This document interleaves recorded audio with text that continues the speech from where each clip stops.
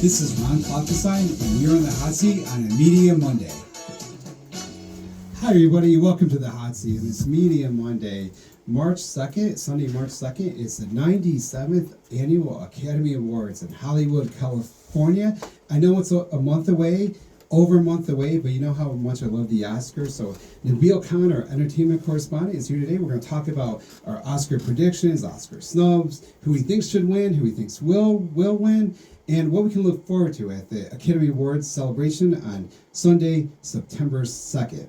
Also, Lorraine Kreimeyer is here. She is an artist and a writer, and she was once the Wicked Witch of the West at the Chittenango Ozfest. But don't be afraid, because she's very pleasant and fun, and she's very inspiring. She's got a lot of great things to talk about: art and writing, creativity, perseverance, all that good stuff. But first, Nabil, let's start with you. Sunday, March 2nd is the 97th Annual Academy Awards, one of my favorite days of the whole year.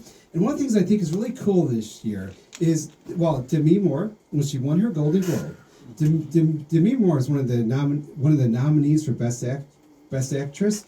When she won her Golden Globe, she talked about how she was labeled as a popcorn actress in her career, in the past. Now she's being taken seriously as a dramatic actress, and she won the Golden Globe. She's nominated for Best Actress. What do you think took Hollywood so long to recognize her artistry? I think that Demi Moore, having chosen to work on this project, The Substance, was probably kind of a rocket ship, kind of back to the top, kind of the same way it was for Michelle Yeoh, with like Everything Everywhere All at Once. Who was Michelle Yeoh was seen kind of like as an action type performer. Kind of. And I think a lot of people were also kind of looking at her as if she was at the end of her career, and then that movie came along, and now she's revived her. Yes. Yeah. Yeah. Lorraine, what do you think about Lorraine Kreimeyer? You jump in here now. What do you think about, we have these, Demi Moore's in her 60s, demanding her place as a leading actress in in the industry. What do you think about, there's a big trend, I think, in older actresses kind of demanding their space. Yeah. How do you feel about that? And they're getting it. That's what I'm a little bit seeing. Louder there. Yep. And they're getting it. It's like seeing Pamela Anderson with no makeup. I didn't know who she was, and I thought, who's this really beautiful? And then she started talking, and I went, oh my God. Pamela Anderson. She's real. And she's like, I'm not trying to prove anything.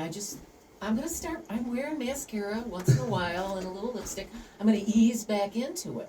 So for our listeners out there, Pamela Anderson was a star of Baywatch in the 90s. She was really a global superstar, known for her looks. She's beautiful. I mean, a worldwide, one of the most beautiful people I ever hear on TV. But she wasn't taken seriously as an actress until recently, till this year pretty much, with The Last Showgirl. And she was nominated for a Golden Globe. She wasn't nominated for an Oscar. Some people consider it a snub. But, how do you feel about that, Nabil? I kind of think that even though she wasn't nominated one of the 5, I think that the industry sees her differently now. Would you agree? I do, and I mean, I actually do think it's a little bit of a snub. I think that if she continues to, be in some other serious roles like The Last Showgirl, hopefully we'll see her get another shot, maybe next year, year after, something like that. But she definitely proved to everybody in that movie that whatever it is she's still got it. So when you saw that, did you feel like it was a revelation about her skill? And I mean, were you surprised at the performance? I was actually. I went into it knowing what I was gonna see, but I was surprised because I thought to myself, I've seen her jump around on a beach. I've seen her, kind of she's been in some of the Scary movies as just kind of a joke sex symbol actress, and to see her in a very serious role, as a parent, as a a career woman in that movie, and kind of having the whole rug pulled out from under her. She's got kind of 2 weeks to figure out her life, essentially. Yeah. And the movie was not very long. I mean, it's maybe just north of 90 minutes. Mm-hmm. They have a lot of stuff to get to in not a lot of time, and they hit on a lot of stuff. And are some of the things they hit on, does that include issues that have to do with age and looks and appearance? And 100% all of it. I mean, age, career, trying to be a parent, working with exes. Yeah. I mean, just life in Las Vegas in general, which is kind of its own biosphere. you cross into Nevada and into Las Vegas, and you're already in your own world. And when you're 30, you're old, you know. Sure. Yeah. The aging thing. Yep. So I think the producers of the Oscars, I think ABC is relieved that Wicked was nominated for many things. There really aren't too many of the big blockbuster popcorn films that are represented at the Oscars this year. Do you think that it's going to be a big year for Wicked, or do you think that the nominations themselves are the award? I got a Wicked on a couple of my picks, but I mean, and we were talking about it a little bit before the show.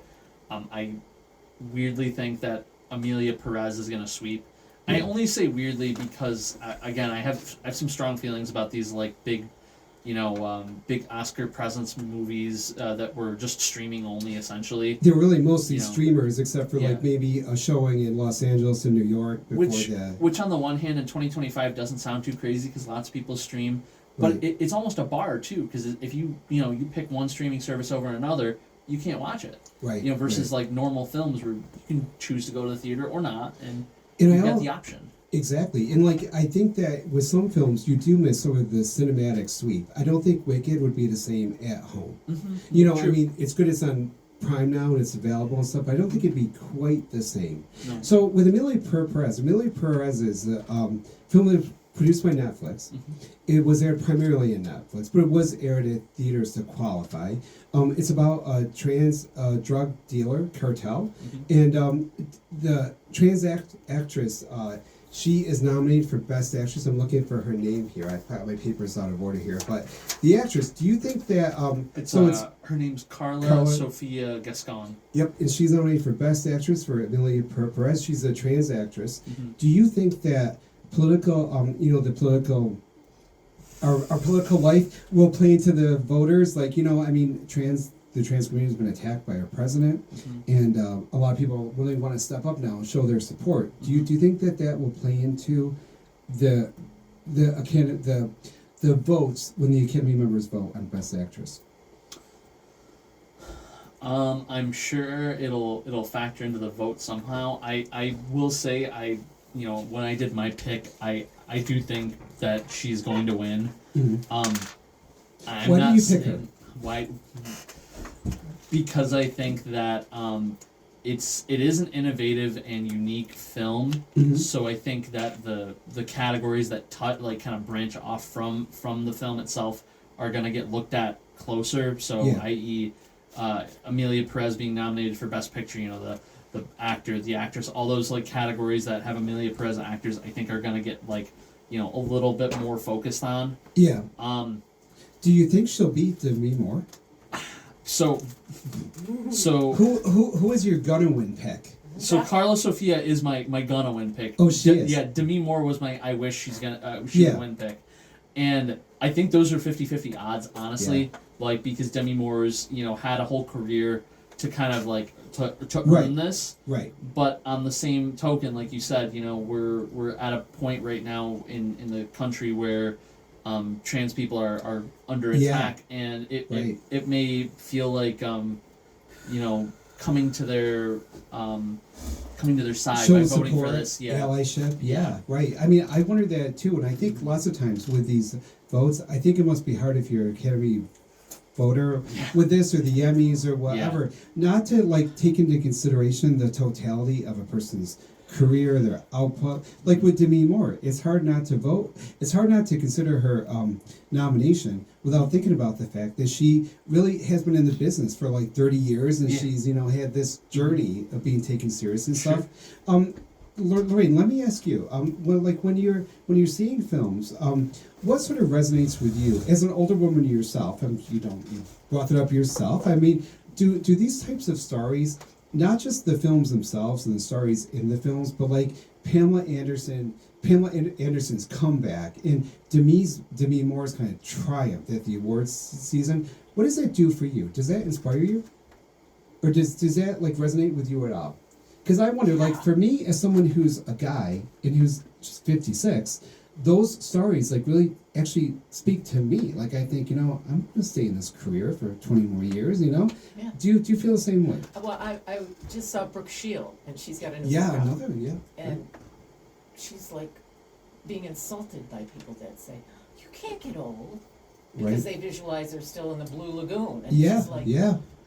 what are we doing to people? And What are we especially doing to people? I don't. What are we doing to them?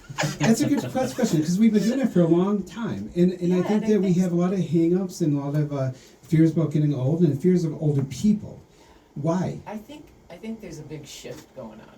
And I know for myself because things are moving around and I still feel 20. Yeah, And I hear other women my age saying the same thing. And right. it's like starting to not matter. And that's why Yeah. I really appreciated Pamela Anderson's story and what Right. she's doing. And feeling more comfortable in my body, knowing that I'm not my body. Yeah, And I think Miss Brooke Shields said opportunities present themselves with confidence. I saw that. I love that quote. Yes. And I don't know if she And it's said true. that She or- did say that. But I And got think that's goosebumps, thrill bumps, right. energy moving through me because that's what I'm experiencing. I've been Right. stepping out, not knowing what's going to happen, and then I meet you, and I meet Yeah. Jim, and all of a sudden I'm starting to feel supported in ways that I did a few years ago, but then something just stopped. Yeah. And COVID hit, Yep. and so all the funding for my programs just Right. went, and my life changed with how I live with my mom, and really want to be present with her and enjoying ourselves in ways I never would have imagined. So let's talk about that a little bit. You're an artist, and you've been doing this yourself for a long time. You've had a 30+ year career yourself. No, In no, art? no, no. Well, I mean, I've you've done a whole- almost 70 years. Okay, of- even more. You know, I was. I've been making things, from my Barbie lunchbox, Who aluminum are foil. you? Let's hear about you. Don't Who is know Lorraine yet, Kreimeyer? Ron. I don't know. I feel like We're I making a movie just- about you. I just started coming into feeling comfortable being myself, saying I'm a fairy artist. Would you mind asking, like, maybe you could tell us, like, give us some idea, like, what age range are you in, just so that they can, because For the what? people listen to the radio station now, seeing, like, I'm Yeah. 55, I'm younger than Demi Moore, but I'm about the same age as Pamela Anderson, No. and like you see, like, I think that, I don't know, I sort of think it's like the age that you are makes you sort of like. I think you hit 50 and like start to like get it more, like and see like you're not done. Is that how you feel? I just went to my 50th reunion, Wow. and So you're about I- 70. oh no, Yeah. I thought you Okay. heard me say I'm Yeah. 69. December Okay. 3rd, I'll be 70. Yeah. And I looked around and I went, oh my God, most of my friends, all these people are done. They're like retired, and I feel like something's happening career-wise that I've been waiting, probably since this, because I was using Yeah. my, Sherry Lewis puppets and just kept going and wondering when is something gonna So shift what is more? it that you do? I'm a Tell us story- about this character, Oh, Mr. well. Figby. Oh, so he's got like a 20-second little something. So he'd like to before you say. play that, I just want to set this up a bit. So you are an artist and a writer, and Mr. Figby is a character that you created, Yes. and you're writing books about him, and Out of stuff, people say, what is he made out of? And it's like stuff from my junk drawer.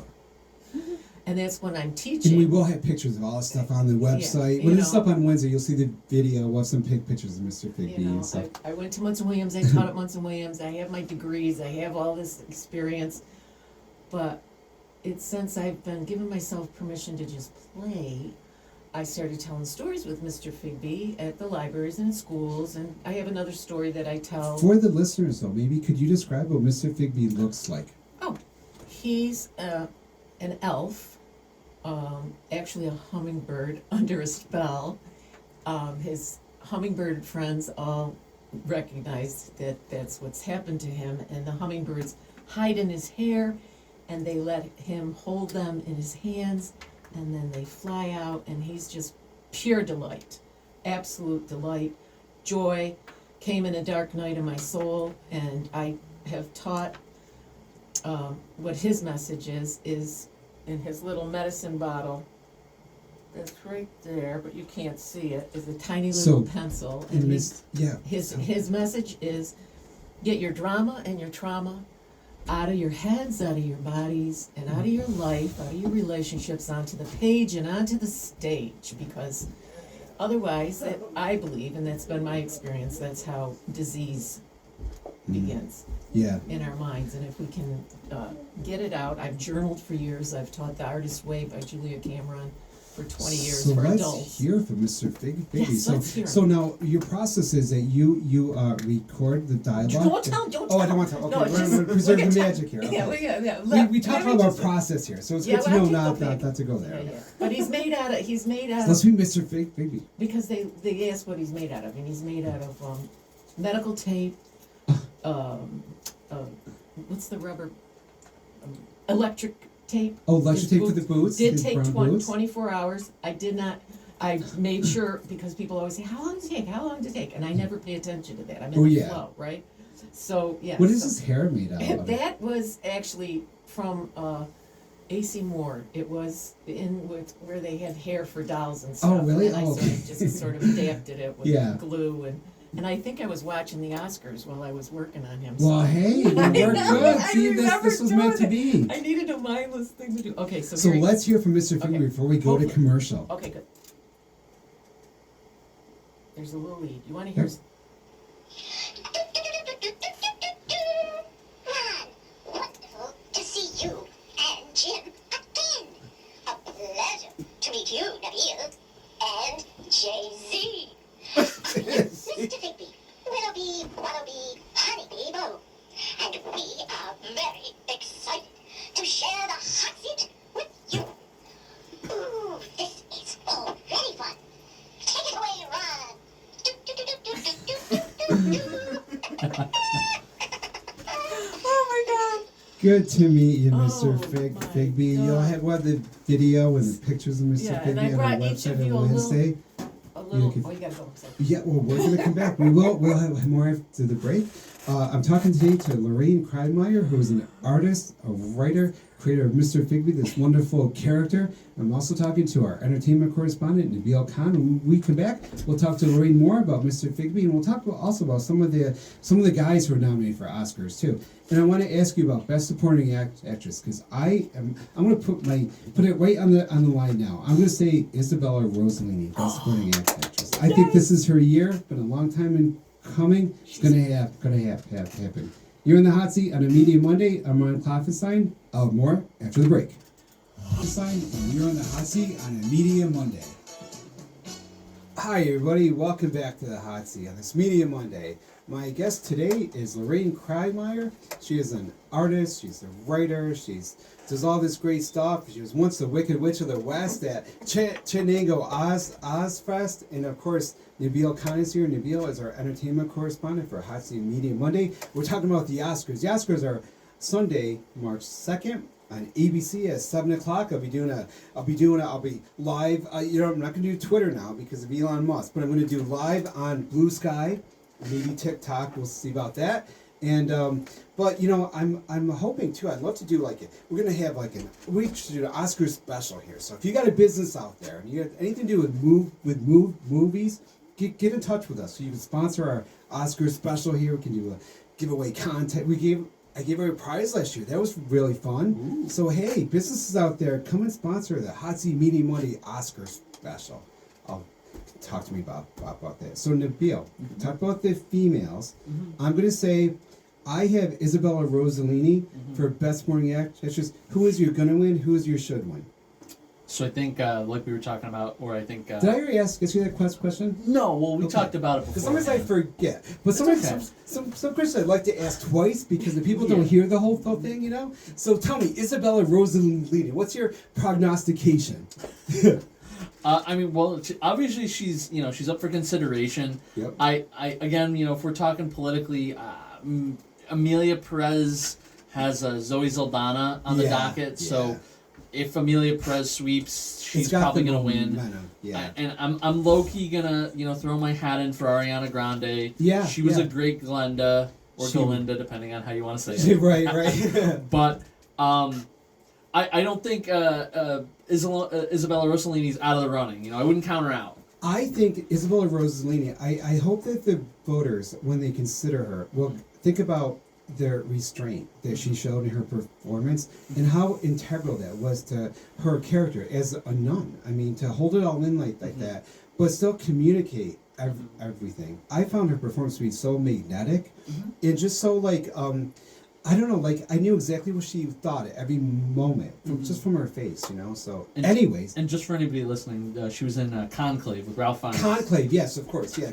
So the films are the best picture here. So I'm going to read them off, Yeah. and let me know what you think is going to win and should win. Oof. Best picture: Honora, The Brutalist, A Complete Unknown, Conclave, Dune Part 2, Amelia Perez, I'm Still Here, Nickel Boys, and The Substance. So Out of 10, that's hard. it is, and I don't know if that's normal. Do they normally do 10? They have been, yes, 10. They have. Yep. Okay. It was really because what was happening was that if they had 5, very often it'd be 5 critically acclaimed films. Yeah. They didn't have the blockbuster films. Yes. That would really get people interested in the competition. That's fair. So Yeah. this year we have so this year like the Substance is one of the in Dune Part 2, Yep. which was a hit, you know. So I think that if it were up to me, if I'm on the nominating committee and I'm making my vote, yeah, sleeper hit here, guys. Honora. Honora. Honora Okay. was very good. Yeah. I Mikey wish, Madison was talked about a lot more before Demi kind of picked up momentum with the Globes. And what's really weird is like the only big thing I remember her from before this was I think she was in like Scream 5 or Scream 6. Is it Mikey Madison? Yeah. She's in a really great series called Better Things. That Okay. is was on for about 5 seasons. She was the daughter of Pamela Adlon. It's really like kind of an offbeat, kind of quirky show, and I mean you could see that she was going places with that. But so. she's got a lot of range in that film. I mean, Yeah. you know, she plays, you know, like a Russian call girl in like Brighton Beach. Yeah. And you know, even though she's, you know, Russian, she's very Americanized. Yeah. And then she finds herself entangled with the child of an oligarch. Yeah. And he doesn't really speak any English. Yeah. But you know, they get together, and very quickly it becomes a want to get married thing, and they both think they have something to gain from the relationship, and the party that gains more is not the party that you think is going to gain more in that film. And Yeah. I'll say nothing else because people should just watch People it. should see these films. Yeah. Absolutely. But ultimately, I will be shocked if they don't. You know, I'd love it if it goes to Honora, but I think they're going to go to Amelia. Yeah. Yeah. So. What about so for Best Actor? So the choices are Adrian Brody in The Brutalist, Timothy Chalamet, A Complete Unknown, Coleman Domingo, Sing Sing, Ray Fiennes for Conclave, and Sebastian Stan for The Apprentice. That was a film about Donald Trump. Yeah. During his time when he was Kind of up and coming. Yep. Yeah. So I must be the like dark horse here. I'm always picking like the stuff that I think should win that like isn't always on the radar of people, but I actually wouldn't be upset by either of these. The I think it's gonna win is I think it's gonna be Adrian Brody. Yeah, it seemed like he was that. very good in Brutalist. Yeah. But I would be much happier if they handed that over to Coleman Domingo for Sing Sing. There was a prison film. Prison film Yeah. about like their music and arts program. Yeah. Where you know, trying to rehabilitate them through putting on like musicals, nice. plays, and things in prison. Oh my God, I wanna see. Yeah, and it was really. Lorraine, I bet you could speak to that about the Yeah. healing qualities of art. Oh, How that's- does art heal? well, this guy came in the middle of like one of You need a the little bit closer to your mic. a little bit dark, a little bit closer. There Dark we Night go. of the Soul. You've heard of those, and there was. So Mr. Figby you're talking about, Yeah, the Mr. character you Figby. introduced in the last segment. Yeah. And he's a character you created. He's a hummingbird who's been turned into an elf. And you know, people believe in angels, and I believe there's a little spirit around me. That's Mr. Figby, and Yeah. he came through that night. I normally when I draw, I just start on a piece of paper, but this picture of him popped into my head, and I turn on the light, and when I draw him, I went from grief and guilt and despair to pure joy. Really? I mean, it's not supposed to work like that, you know? Yeah. And it happened 3 times. I saw his face, and I had to draw it. I've been teaching the course in the artist's way for many years, and one of the things is, as a writer, you want to keep a piece of paper with you Yeah. and a pencil in your pocket. And that's his medicine, because he came through that night. He's like, thank you. Yeah, because you think you're going to remember that name, or you're going to remember Right. that thing. I pull over. Good to have a journal for Yeah. stuff like that. Those inspirations. And had I not, I sleep with my journal. It's like, had I not had it next to me, And I you don't never- think I would have You got never up. know when technology's going to fail you, but the piece of paper won't. That's right. Exactly. That's right. So his little pencil, I brought a little bottle for each one of you, because that's Oh, his look at medicine. that. These And I little try to bottles tell with little people, before, pencils especially kids, inside. before oh my you, gosh. So you cute. you go to the doctors. My mother used to say, take an aspirin and lie down. Yeah. And I wasn't sick. And I still. You were anxious, probably. Oh, I Is don't that what it know, is? but it's Oh. like draw, paint, Yeah, sculpt, yeah. dance, get up. Yeah. It doesn't have to be good. It doesn't have to win a prize. You Yeah. know, but after he came through, I'm prolific with these characters that have been coming. I saw ferns turn into fairies up at the Root Glen, and after that, I just prayed to God, if you want me to see these things, let them come through my artwork, and that's what started And to that happen. inspires you. I changed from this, serious artist to Yeah. having more fun, and I don't know. where So, I was like, when did that happen? Like, what time in your life was that? Like, about that was probably 25 years ago. so about age 45, 50, Yeah. like kind of like a midlife. Kind And of. then I didn't talk about it because Yeah. I thought, and I just all of a sudden But you fairies started do it, coming, and I yeah. win I win a prize at Once in Williams Sidewalk Art Show for my fairy outhouse, which I thought was, That's another one of your ridiculous. great pieces. Well, we could put a picture of that on the website too. Okay, good. It's nice. And love Once in Williams. Yeah. And went to school there, taught there. Their sidewalk art show is. I used to think it was beneath me until I started going there. And, It's such a fun time. yeah, I know it and is. It's so great. participating and just the people that normally are intimidated to come into the museum, Yeah. will Right, it brings it out to the street. That's Yeah. true. It does. Like it's right there. You don't feel like you're walking into a museum. You're just walking into. And if you're ever trying to get into more artsy movies, they do have the Cinet Theater Tell us inside about Once in that. Williams. Yeah. My only recommendation, if anybody in power is listening, is we could use some popcorn there. awesome. I was thinking that too because I like going there too, Yes. but you can't You get can't soda do or popcorn. drinks, You you can't can't even bring bring anything. stuff in. No. It's Oh, just but hard. It's so Drives me comfortable. nuts. It's Yeah. so It comfortable. is comfortable. And the It's a sound, and nobody's got their phones on. I get a little bit Straight. nuts if I don't have a bottle of water in No. my hand though. You can have water. You can. Oh, you can have water? Well, Okay. I don't tell. I don't Don't know. tell Yeah. anybody I said that. I mean, I No. probably would have brought But water. it's either it's a way. beautifully It is. designed theater. Yeah. The great screen, and they get nice artsy films. So And no Right, bad right. seat because of Yeah, the pitch. and- That's of the- true. That they're I think all the- good I seats. think the there. prices are like $6 a ticket. I mean, it's very Unless reasonable you're a compared to member, now. and Yeah. then you can get in a little bit cheaper. Oh, Yeah, that's yeah, right. yeah. And then you can see the art too. Sometimes it depends when you go. Yeah. But sometimes you can see the art. Yeah. I mean, it's really tough with us cinema capital because that's where I would see a lot of my Yeah. Oscar-nominated films, unless they Yeah. do stream. And hopefully between now and March 2nd, they will because there's a lot of things I haven't seen because Cinema Capital is not open yet, Yeah. and I miss them so much. Yeah. What do you think about Wicked? Coming on so strong. Is that going to be the big? Is that going to sweep? Or will it be an Amelia Perez?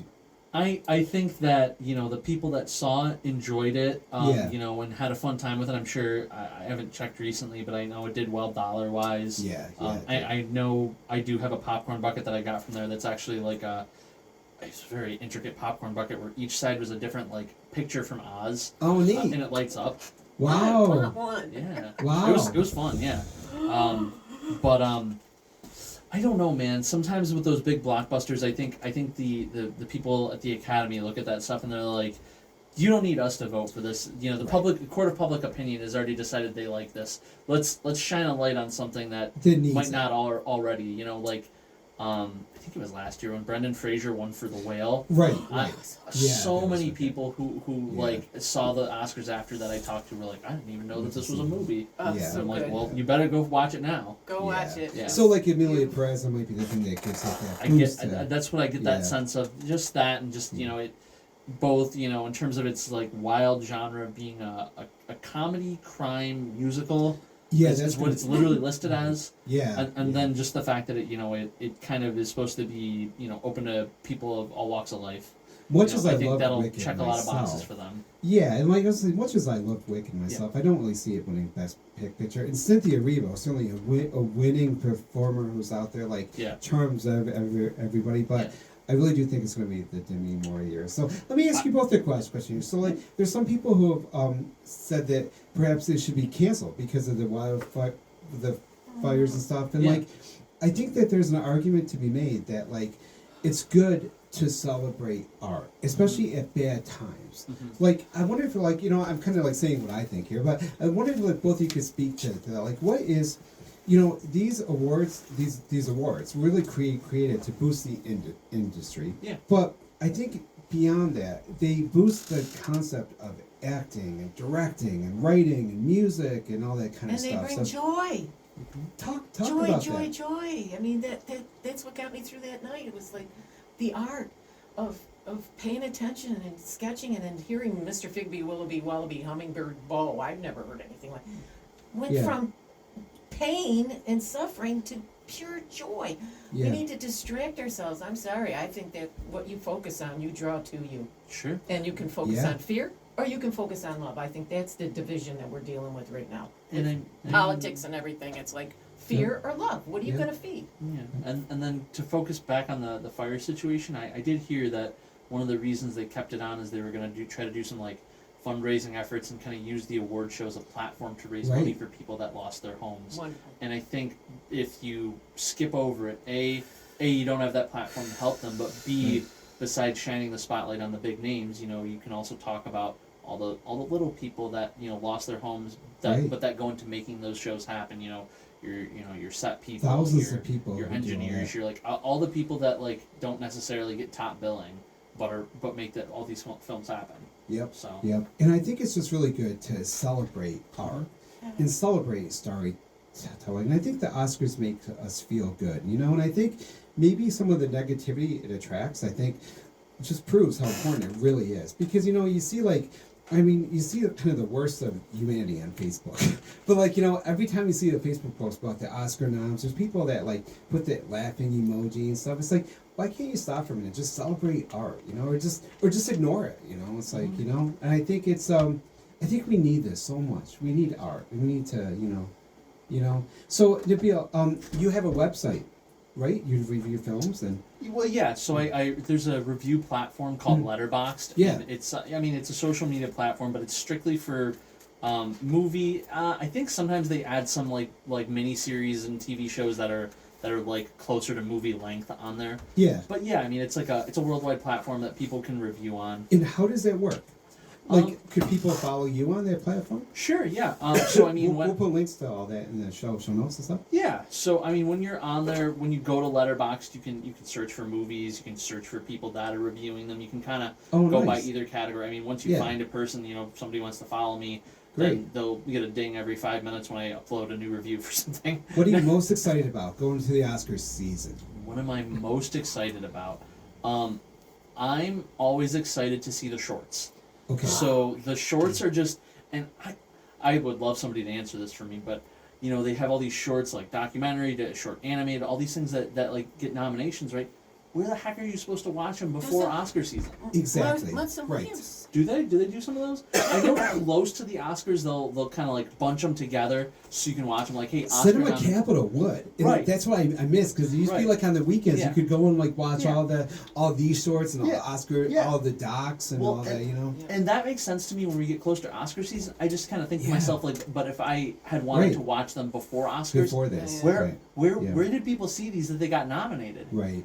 So I But wonder that too. I get excited for those because like going into the, you know, I do all my picks, but all those are like to be determined because I gotta see those still. Yeah. So- It's kind of interesting that like the ones that like we haven't seen at all. I kind of think I'm excited about Isabella Rossellini. I'm kind of excited about Conclave because it's, you know why I'm excited about it is because it is not an exciting film, but it's a good film. Like I felt like it was a good quality film. Remind me what it is. I know it's Conclave is it takes place in the Vatican. They're selecting a new pope, and it's kind of the drama behind that. You know, there's Definitely a mystery, and Yes. the lead up to the mystery is interesting, but I don't think the actual reveal was it was kind of like not as good as some Don't tell mysteries. me. right. Yeah, no, I wasn't gonna spoil it.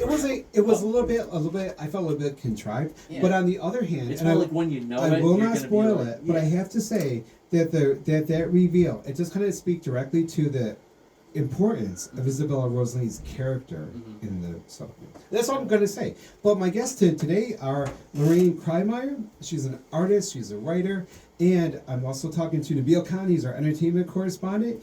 And you're in the hot seat on a Media Monday. Nabil is going to leave us now, but he'll be back. We'll do a big Oscar show, right? We'll do some cool thing for Oscars. So if you're business, you contact us. You come too. Prizes. Oh my God, we'll have so much fun. It's Oscar show. I'll have more about that on our website, uticaphoenix.net/Media Monday. And I also will have more after the break. Go for it. Get out now. Do you have a cough drop? I got cough drop. Instagram at 955 Stream us online anytime at www.955.com. I don't know what I said. I'm like, God. This is Ron Kloppenstein, and you're on the hot seat on a Media Monday. Hey everybody, welcome back to the hot seat of this Media Monday. My guest today is Lorraine Kreimeyer, and she will be at the Munson Will. She'll be at. Let me try this. So she will be at the Dunham Public Library on Monday, February 17th, from 2 p.m. to 3 p.m. And this Mr. Figby she's been talking about here, you can meet him. So it says, meet Mr. Figby, the elf puppet, to amuse and inspire creativity. This event is open to people of all ages, adults, children, and families. Be prepared to be inspired, and it's free. Dunham Public Library is at 76 Main Street in Whitesboro, New York. And if you want more information, you can call them at 315-736-9734. So, Lorraine, tell us all about what's going to happen at the library I on don't February know 17th. yet. It's a mystery, people. All I know is we're debuting Figby in a whole new way, because he's been this puppet. When I first used him in my storytelling, I had anticipated finishing him, and didn't have his head done yet. And I could hear him around me saying, I'm fully actualized in the ethers floating around you. Just make something so that I can come through. Yeah. And so he really said, I didn't hear words, I don't know how to explain it. Cut the picture of me out and tape it onto the wire. I had his whole body done, but the wire was sticking up. Yeah. And I used him. And after the fact, I was kind of apologizing that he wasn't done yet. And people came up later and they said, no, we love him like that. Don't finish him. And I thought, what? And for me, how I interpreted that was, we all want to feel like we don't have to be perfect. Right. Yeah. Right? And so I wanted to just, before I have all of these like favorite sayings, I gotta share this one. If you want your children to be intelligent, read them fairy tales. If you want them to be more intelligent, read them more fairy tales. Now that's Albert Einstein. I didn't know that until just recently, that he was so tapped in that way. And that What do you think that means? a play is the best scientific research. When he Is was that stuck, Einstein too? Yeah. When he got stuck on a really, and I mean, he supposedly he said imagination is more important than knowledge. The man had a playful spirit when he got stuck with these intense problems that he was trying to solve. He would go and roller skate or play his violin. And it's like when you're in the shower or you're driving, your mind is a little bit freer and things resolve, a name pops back in your head. And then I love this quote of C.S. Lewis, Narnia. When I was, because I was classically trained at Munson Williams. I went to SU, I started my master's. I wanted to be a serious artist, do art that would like confuse you and impress you, and only a few people would understand. And then I see ferns turn into fairies, and I freak out and say, if you want me to see these things. And that kind of guided you to like where and you now I'm belong. having more fun. I wasn't having it. I was depressed. I was trying, Anyways, so I read this, because I was still trying to accept the fact that I do fairy tales, and is it serious art, but okay. When I was 10, recalled C.S. Lewis, I read fairy tales in secret. And I would have been shamed if I had been found doing so. But now that I'm 50, I read them openly. And when I became a man, I put away childish things, including the fear of childishness and the desire to be very grown up. Hello, it spoke to me. This is a grown man who, writes us Narnia, and I love my little hobbits. And no, that's Tolkien. Sorry, but I wanted to also just mention what happened with the Ozfest, and how. Well, before you do that, let me ask you, like, how did you, like, you realized at some point in your life to pick up the not childishness, but childlike things, and like to bring that part of your life back to life. So why should people not put down their childlike stuff or their childlike enthusiasms or passions? Picasso. Yeah. You know, after he's way famous, prolific, says, I want to get back to that place where I don't care how much I'm going to make. Is this going to win a prize? Is this going to give me prestige? He was trying to tap back into what... Like the realism. Yeah, what happens when I'm just, you know, I draw all these characters and only a few have turned into 3 dimensions. I had no idea when I was making these that they were going to have an impact like they have when people see this. And I spoke at the UU church and I held up Hagababasa and I was talking about how she used to live in my brain in the crevices in the dark. And, Who and is she is this lizard-like lady that is me, that tries to tell me I'm less than, I'm talking too much, I'm not saying this right now. She's a character. And Julia Cameron's Artist Way, she says, pay attention to that critic in your head and give it a picture, put it on your screen, you know, your computer screen, get it out of your head. And so now, you know, once I got her out, she's like, oh, you tricked me, because I could hide in there very well, you know.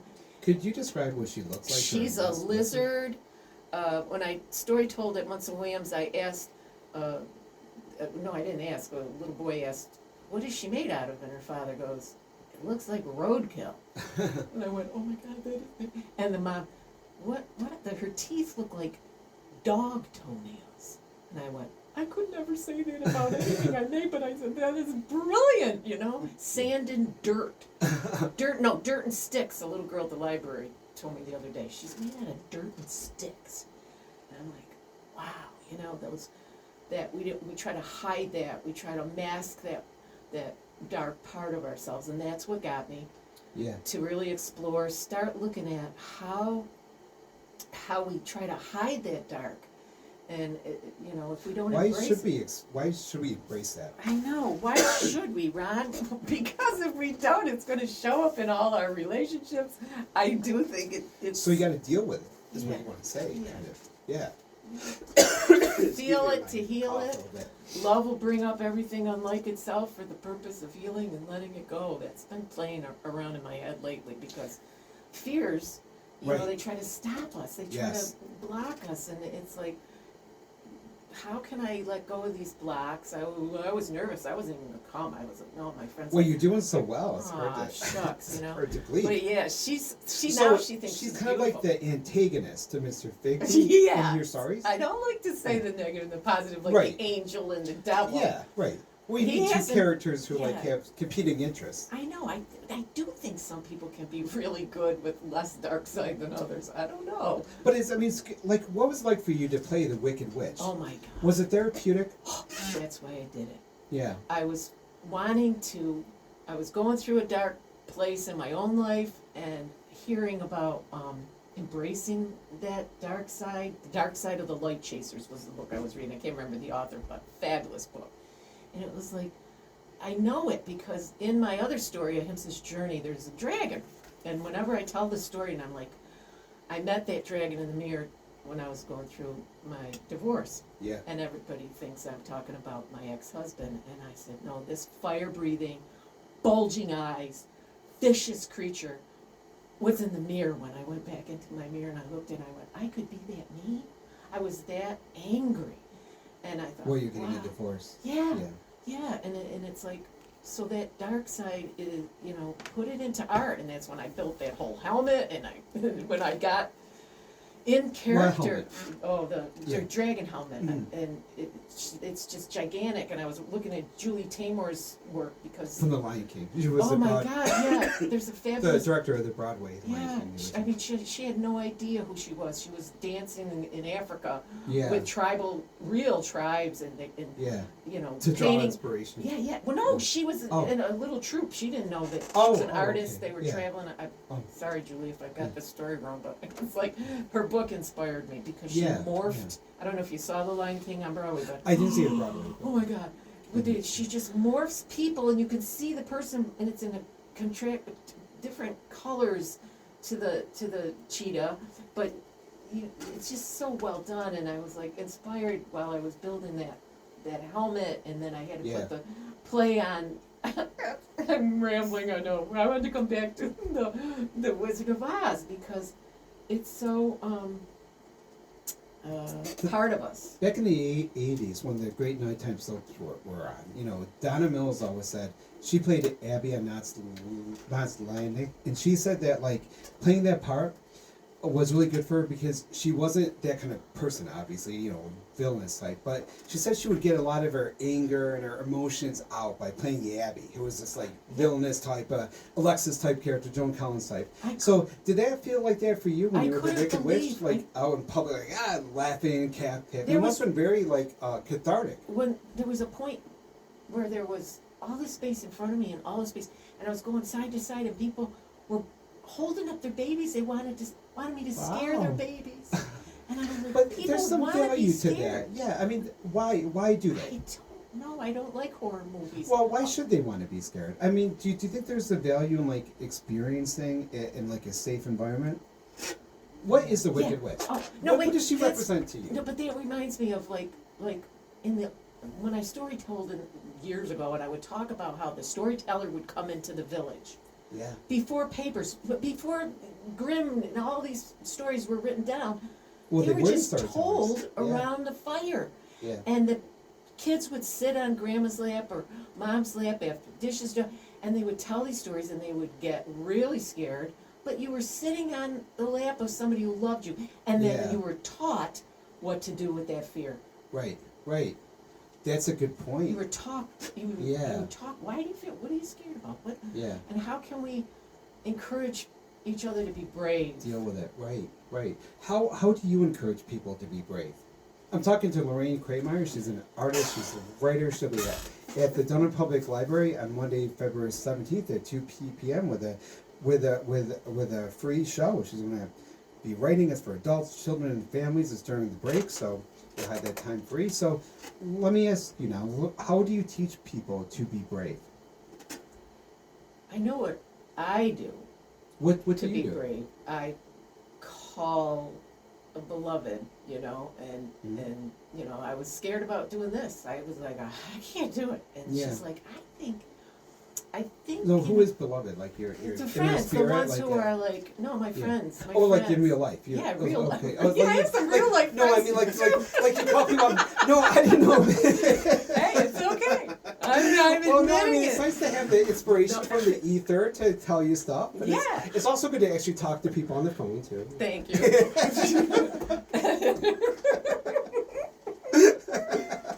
So how do your friends help you be brave? When I called Liz, okay, hi Liz, I know she's listening. I'm like, I can't do this. I don't think I want to do it. I was nauseous. Didn't sleep. Really? Oh my God, I was so my show's the excited. easiest show you could possibly do. I'm so easy It's to talk. not about you. It's Yeah, about, no, it's about, in our vulnerability, our Yeah. safety lies. Yeah. And Right. nobody wants to be, most of the people I know don't want to be vulnerable. Right. But, Right. but when we are vulnerable, there's power there, and you move through the Absolutely fear. There's and tremendous there's so much power. more fun and Absolutely. joy. Authentic. Be authentic, live your life, and there's tremendous Yeah. power in the truth. Yeah. Being truthful, Being honest. living in truth is the power. I mean, I was attacked a few years ago by a hate group called Moms for Liberty. And it's like what I found was like fighting back by being honest, being strong, being truthful is the best way. So is that what you find too in your life? Like, what are some of the qualities that you think have helped you persevere? Faith. Mm-hmm. Faith in something bigger than me. Talk about that a Faith little in something bit. bigger Yeah. than me. And the love and acceptance. Shout out to my Unitarian Church, Figby Road. Yeah, I was asking you how you developed that. Like, what helps you in Just the love and acceptance Yeah. from other people that are probably suffering more than me. that? Oh, okay. There's all these labels to all these Yeah, people, and right. I'm so grateful to my therapist, Mark Foes, wherever you are, he's Yeah. retired, but he wouldn't label. Yeah. And there's security in a label, Yeah. but there's also, it It taught me limits, too. well, vulnerability with Yeah. the label. You've got, Right, right. You don't have anything to cling to, and it's Yeah. like, weird, Lorraine. So have you let go of your labels?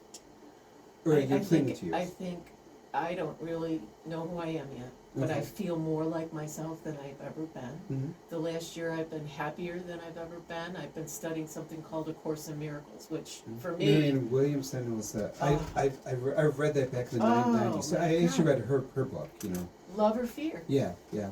A And- Return to Love was her first book that I really was Yeah. inspired by. So I remember it all these Yeah. years. So, yeah. So what helps you to sustain your faith? You know, when Community, you're like, okay. community, friends, walks in the woods. Why don't you swim. tell us a little bit about your church? Ah, Like, where are they and what are their times? And what does it do for 10:30 you? service on Sunday mornings. It's on Higby Road. Higby Road. Unitarian and- Church. Yeah, very, very welcoming, loving community of very different people, as far as I'm Yeah. concerned, you know, and where I have been able to feel comfortable more and more, sitting in the back Mm-hmm. with the children, Yep. drawing, and one little boy I just loved so much, and he would do cartwheels down the middle of the aisle, and I'm like, I didn't grow up with being able to do that, you know, my first grade teacher, when I ran into her, like, quite a few years ago, and I said, Miss Knight, Yeah. is that you? And she's like, did I have you as a student? And she took her glasses, she put them down, she goes, Lorraine Kreimeyer. Oh my gosh. And she told me things Wow. about myself, that purple was my favorite color. Wow. And I said, what are you doing? I said, well, I'm writing, I'm drawing, I'm painting, I've got this play that I'm putting on. And she's like, oh yes, you love to do a lot of things, Yeah. a lot of different things at the same time. And still my favorite teacher, probably How ADD, nice. LMNOP, you know. Yeah. all- What was her name again? Barbara Knight. And where's she teacher? Where does she work? She's since passed away. Yeah, but where does she work? What do you Marcy Elementary School. And she was your first grade? Or? Yes. Oh, how And nice. I got my best review from being Jack Spratt's wife. I will show you. I was reading next time. Yeah. This little boy, and I don't know. He was in another class, and it's me, cartoon little me, with Barbara Knight's dress on with a pillow up my dress. Yeah. And Jack Spratt, I was his wife, and this kid says, You could eat I lean. loved your show, but I like the fat lady best. And I don't need another review for the rest of my life. I have that. Oh my God, that's so I know, wonderful. and he wrote his telephone number. I haven't looked him up because I would love to know. He had a drink for Jack Spratt's wife. Oh, I love that. And then she would come to all my shows. Oh, she's holding a picture of Oh her. my How nice. God, I Yeah. adored her. Still my favorite. I love you, Barbara Knight. Teachers make such an impact. Oh my God, I know. We do. You know, it's First so nice grade. to hear someone remembering a teacher from like that far back. And the magic you know? of her class, that I talked to other people that have had her through the years, younger people, and What was she it created- about her that she made her such created a a good safe teacher? environment. When That's- she yeah. closed that door, we all felt safe, and she Yeah. could read the telephone book, and Yeah. and that's what she told me. She said, just keep telling their story until it's edited right down. She said, haven't you ever picked a book up and wondered, did they read this to a kid beforehand? Right. So I've been telling my story for like 20 years, like, and it, refining it. yeah, and, and sharpening owning it it. so that by the time it's published, I know every word, Yeah. and every yeah, word belongs there, Yeah. you know? And you like tell these stories. You put a performance into Yeah. it with Mr. Yeah. Figby and Yeah. with voices and my husband Jim, who's does the recording and the videography. He's going to help you with this show, and Yes. he's been telling me some of the ideas that he has, and there's going to be animation and lights, and it's going to be kind of like being in a fairy land, you know. Monday, February 17th at 2 p.m. until 3 p.m. at the Dunham Public Library in Whitesboro, New York. Rainbow Land at Dunham Public Library. You get to meet Mr. Figby, all our characters, meet Lorraine herself, and it's all free. You get to gonna get little books to like write like Mr. Figby your Yeah, your they'll take stories, and yeah, it's gonna be really exciting. And I'll have more about this on the show notes at uticaphoenix.net/Media Monday. Also have a video version of this show and a podcast on Spotify at uticaphoenix.net/Media Monday. My guest today has been Lorraine Kreimeyer. She's an artist. She's a writer, and she'll be back when we do our big Oscar special after the 97th Academy Awards. We're gonna be dressed. Oh my God, it's gonna be so great! Our Academy Awards special is gonna be great, and you get to meet her February 17th before the Oscars. You can meet her February 17th at the Dunham Public Library. Thank you to Jay Easy, Jonathan Brooks, our sound engineer here, and I'm Ron Klopfenstein. I'll be back next week, another Hot Seat Media Monday, and I'm going to kick things over to Jay Easy for the easy ride home.